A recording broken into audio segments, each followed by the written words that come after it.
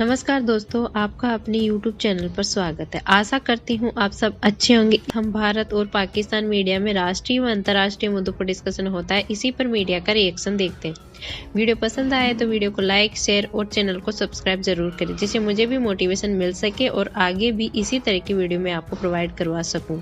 फिर मुलाकात होगी आपसे अगले वीडियो में। जय हिंद, जय भारत। इन हुकूमत ने तकरीबन 45 ट्रिलियन रुपीस का बजट जो है वो पेश किया, जो कि लगभग कहा जा रहा है $550 अरब स्पेंडिंग बजट है। ईरान ने पाकिस्तान से ये कहा है कि वो ईरान पाकिस्तान गैस पाइपलाइन का अपना हिस्सा फरवरी-मार्च 2024 तक मुकम्मल करे, बसूरत दीगर $18 बिलियन पेनल्टी के लिए तैयार रहे। और जाहिर बात है ये एक बहुत बड़ा बजट है। दुनिया में सबसे ज्यादा तेजी से ग्रो करने वाली मौशियत की IMF की लिस्ट में सरे-फहरिस्त है भारत। इस मुल्क में कपास पैदा होती है मगर जिस्म ढकने को कपड़ा नहीं है। देखें, इंडिया को एडवांटेज ये हुआ और मोदी सरकार को ये एडवांटेज हुआ कि भारत के लोगों ने मोदी सरकार को 10 साल के लिए चुना। पाकिस्तान को $18 अरब, हमारे टोटल रिजर्व ही खैर से इस हुकूमत की इस वक्त जो तजुर्बाकारी है उसकी वजह से $4 अरब से भी कम हो चुके हैं, लेकिन $18 अरब जुर्माना अदा करना होगा। करप्शन इंडेक्स में पिछले 10 साल की बदतरीन सतह पर आ गया। ट्रांसपेरेंसी इंटरनेशनल की रिपोर्ट में बताया, ईरान के साथ जब आपके पास हिम्मत नहीं है तो इतना दूर क्यों? तो इंडियन हुकूमत ने तकरीबन 45 ट्रिलियन रुपीस का बजट जो है वो पेश किया, जो कि लगभग कहा जा रहा है $550 अरब स्पेंडिंग बजट है। और जाहिर बात है ये एक बहुत बड़ा बजट है और इसमें बहुत सारी चीज़ें हैं विच आई वांटेड टू टॉक, लेकिन कुछ इंपॉर्टेंट चीज़ें हैं जो मैं आपको बताना चाहता हूँ। देखें, इंडिया को एडवांटेज ये हुआ और मोदी सरकार को ये एडवांटेज हुआ कि भारत के लोगों ने मोदी सरकार को 10 साल के लिए चुना और एक बड़ा मजबूत मैंडेट दिया। जो फाइनेंस मिनिस्टर निर्मला मैडम है, उन्होंने भी ये बात की है कि जो स्ट्रॉन्ग मैंडेट ही स्टेबिलिटी लेके आता है और इसीलिए जो आइडिया ऑफ इंडिया वो अट्रैक्टिव हुआ। पाकिस्तान में ये चीज़ नहीं है। पाकिस्तान में कभी भी कोई हुकूमत 5 साल पूरे नहीं कर सकी। हमारी जो इस्टेब्लिशमेंट है वो चाहती है कि हमेशा जो सियासतदान हैं, जो सियासी हुकूमतें हैं, वो सिंपल मेजॉरिटी से भी कम हो ताकि वो उनके ऊपर डिपेंडेंट रहें। जबकि भारत में आप ये देखें कि वहाँ पे 5 साल एक टेन्योर निकाला, 5 साल वो ऑलमोस्ट दूसरा टेन्योर, अगले साल मेरा ख्याल इलेक्शन है उनके। अब आप ये इमेजिन करें कि 10 साल अगर वो रहे हैं तो वो बजट भी पेश कर रहे हैं और तगड़ा बजट पेश कर रहे हैं। बहुत सारे स्टैटिस्टिक्स हैं जो मैं शेयर करना चाहता हूँ, लेकिन मैं आपको बताना चाहता हूँ कि जो डॉक्टर जयशंकर हैं वो हैं तो इंडिया के मिनिस्टर फॉर एक्सटर्नल अफेयर्स, लेकिन वो सारा कुछ रिप्रेजेंट कर रहे हैं कि ये जो वो कहते हैं जी 5वीं लार्जेस्ट इकॉनमी है इंडिया, 5वीं लार्जेस्ट इकॉनमी। और हमने अपना जो दुनिया के सामने बजट रखा है, उन्होंने बेसिकली 10 इंपॉर्टेंट चीज़ें गिनवाई हैं। उन्होंने कहा जी इंडिया जो है वो एक पहली बात उन्होंने ये कि नहीं, इंडिया जो है स्ट्रॉन्गर इंजन है ग्लोबल ग्रोथ का। ठीक है जी, वो कह रहे हैं जो कैपिटल इन्वेस्टमेंट आउटले है वो तकरीबन 10 ट्रिलियन रुपीज़ है। ठीक है जनाब, इंडियन रुपीज़, जो कि तकरीबन more than 3% of the GDP है। यानी कि आप देखें कि वो कह रहे हैं ग्रोथ ही हमसे हो रही है, इंजन ऑफ ग्रोथ है। This is what he is telling to the world. This is the first thing doctor Jaishankar as minister for external affair, मुझे नहीं याद पाकिस्तान के फाइनेंस मिनिस्टर जो है, फॉरेन मिनिस्टर है, वो फाइनेंस मिनिस्टर या गवर्नमेंट की जो चीज़ें हैं वो आके ट्वीट करें या लोगों को बताए, या फॉरेन ऑफिस जो है वो अपनी प्रेस रिलीज बताए और कहे कि देखो ये इकॉनमी, ये मेरी सक्सेस है। दूसरी बात, हम एक बात सुनते हैं, मैंने जितनी भी आप ग्लोबल जो फाइनेंशियल इंस्टीट्यूशंस होते हैं, जो क्रेडिट रेटिंग कंपनीज होती हैं, जो रिस्क एनालिसिस करते हैं, आप उनको सुने तो वो एक चीज़ कहते हैं जी कि ईज़ ऑफ डूइंग बिजनेस जो है ना, इंडिया वो कह रहा है जी कि हम ईज़ ऑफ डूइंग बिजनेस जो है उसमें बड़े उन्होंने जो सिंप्लीफिकेशन KYC प्रोसेस है उनका सिंप्लीफिकेशन लेके आए हैं। और इस तरह की जो चीज़ें उन्होंने की हैं जिससे वो सेंट्रल डाटा प्रोसेसिंग सेंटर उन्होंने बनाए हैं।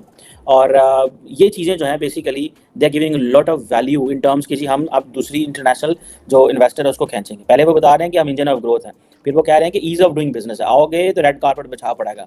पाकिस्तान की तरह नहीं है कि सिर्फ चीनियों को रेड कार्पेट मिलेगा, और वो भी चीनियों ने ज़बरदस्ती डलवाया हमसे रेड कार्पेट, क्योंकि उनके पास बहुत कुछ था देने का। हमने वो फटाफट वो महंगे दामों वो सूद वाले कर्जे तो ले लिए, और अब वो किसी और मुल्क को हम वो फेवर देने को तैयार नहीं थे, जिसके ऊपर I have personal understanding of that and I have met people जिन्होंने कंप्लेंट्स की हुई हैं।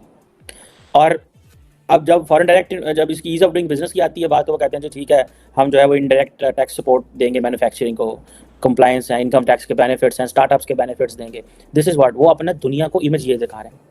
फिर वो बात कर रहे हैं कि जी हम अच्छी लॉजिस्टिक्स और इंफ्रास्ट्रक्चर, वो रेलवे आउटले की बात कर रहे हैं कि जो रेलवे है वो तकरीबन उसका जो आउटले है वो 240 बिलियन का है। ठीक है जी rupees. 100 critical transport infrastructure projects हैं, 50 on the other hand, एक चीज़ याद रखें, India is too big. India is a country for 1.4 billion people. India is not a country for 200 million people और 300 मिलियन पीपल और 400 मिलियन और 500। Even आप देख लें अमेरिका भी जो है that is a country for 350 million people. Okay, so ये चीज़ें जो हैं ये लॉजिस्टिक्स एंड इंफ्रास्ट्रक्चर पर they are putting a lot of money. और ये वो बताएंगे कि हाँ भाई आओगे, आप इन्वेस्टमेंट करोगे, ईज ऑफ डूइंग बिजनेस, और हम तुम्हें सब लोग लॉजिस्टिक। जानते ही हैं सबसे पहले कि पेशावर में जिस तरह से ब्लास्ट हुआ और उसके बाद जितनी ज्यादा लोगों की जानें गई और उसके ऊपर बहुत कुछ कहा जा रहा है। प्राइम मिनिस्टर शहबाज शरीफ साहब का कहना है कि जी इस तरह के ब्लास्ट जो भी करता है वो मुसलमान नहीं है। तो फिर क्या है सर? इसलिए कि जिन्होंने मारा वो भी मुसलमान थे, जो मरे या शहीद हुए, जिनकी जानें गई, जो जख्मी हुए वो भी मुसलमान है। तो आप ये कैसे कह सकते हैं कि जी जिसने किया है वो मुसलमान नहीं है? क्योंकि टीटीपी ने जी रिस्पॉन्सिबिलिटी ले ली है और कहा है उन्होंने कि हाँ जी उन्होंने किया है, लेकिन केपी के यानी कि पेशावर के लोग जो प्रोटेस्ट कर रहे हैं उनका ये कहना है कि ये जो नामालूम बताया जा रहा है कि जी किसी को पता ही नहीं कि ये कौन लोग हैं, वो दरअसल मालूम है। और साथ साथ उन्होंने ये भी कहा, प्रोटेस्ट किया और अपने जो बैनर्स उठाए हुए थे उसमें ये साफ लिखा था कि केपीके की पुलिस की जाने या खून इतना सस्ता क्यों, उनकी जान की कोई अहमियत क्यों नहीं है। अगर इसी किस्म का कोई हादसा पंजाब में हुआ होता तो क्या होता, ये अलग सब लोग जानते हैं कि डोमिसाइल से बहुत फर्क पड़ता है पाकिस्तान में कम से कम। और अगर पंजाब का डोमिसाइल हो तो कुछ और अगर केपीके या बलोचिस्तान हो तो फिर उतनी ज्यादा लिफ्ट नहीं कराई जाती, इतनी ज्यादा अहमियत इंपॉर्टेंस नहीं दी जाती। हम एक आपको दिखाते हैं जो प्रोटेस्ट वहां चल रहा है उसका छोटा सा क्लिप।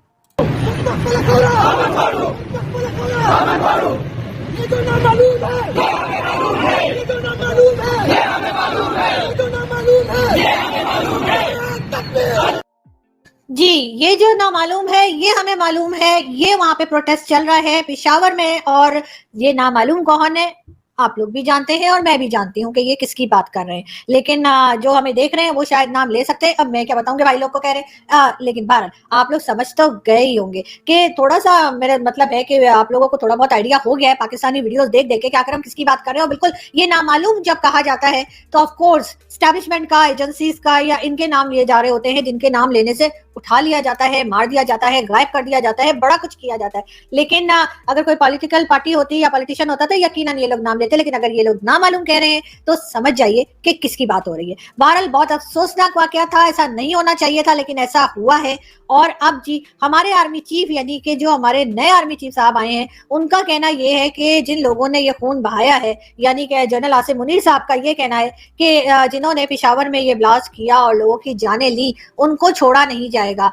बिल्कुल उनको जो है इनके जिम्मेदारों को इंसाफ के कटहरे में लाएंगे। बिल्कुल ठीक हो गया सर, अब आपसे कौन बहस करे, आपने कह दिया तो कह दिया। और इससे पहले वाले ब्लास्ट और उससे पहले वाले धमाके और उससे पहले वाली जो जाने गई थी उनको भी हमने कटहरे में आते देखा, तो यकीनन हम इनको भी कटहरे में आता देखेंगे। इससे ज्यादा क्या कहूं सर कि पहले की परफॉर्मेंस उठा के देख लीजिए, पहले के बयान उठा के देख लीजिए, चाहे वो बाजवा साहब के हो या बाजवा साहब से पहले के आर्मी चीफ के हो या आपके हो, कोई खास फर्क नहीं है। हाँ फर्क जब ही पड़ेगा जब आप इन लोगों को वाकई में अरेस्ट कर पाएंगे, जब वाकई में आप टीटीपी और इस तरह के लोगों के ऊपर किसी किस्म का ऑपरेशन लॉन्च करेंगे और इनको कंट्रोल करेंगे। वैसे भी अपने ही बनाए हुए लोग हैं सर, कौन से कह रहे हैं हम ही ने तो क्रिएट किया था, अब हम नहीं मानते तो और बात है।